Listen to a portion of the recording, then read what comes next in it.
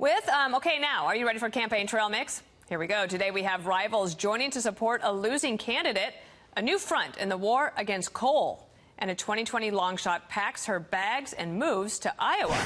Doug McKelway is live in Washington with all this. Doug?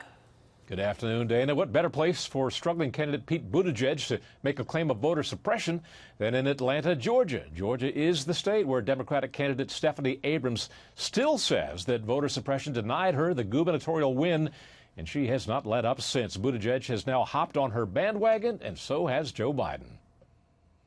Voter suppression. You saw it firsthand.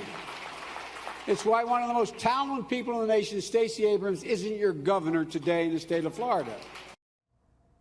Republican Brian Kemp's win in Georgia was due in part to a purge of voter rolls, but it was a Democratic legislature and a Democratic governor, Zell Miller, who signed the state's legislation, which removed 600,000 Georgians from voter rolls in 1997 because they had not voted in the past 3 elections. Former New York City Mayor Michael Bloomberg is putting $500 million of his own money into a campaign to close every coal-powered plant in the United States and halt the growth of natural gas.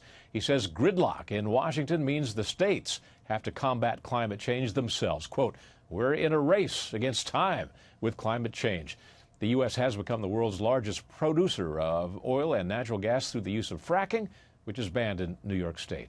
And they say if you want to run for president, you got to spend a lot of time in Iowa. Well, author, lecturer, and Democratic presidential candidate Marianne Williamson is heeding that advice. She has lived in New York and L.A., but has now moved to flyover country, Des Moines, Iowa. She's been there since early spring.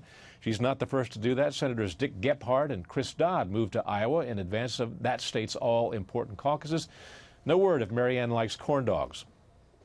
Wasn't it your boss, Dana, who snatched, was it in Iowa that George Bush snatched a piece of corn right off the stalk and ate it raw right there? It sounds like him. I don't recall that, yeah. But, you know, you got it when you're there, you got to partake. You got to go do. full Iowa. You do. When you're there. Full Iowa, yeah. I love it, though. All right, Doug McKelway, thank you. Have a great weekend. My pleasure.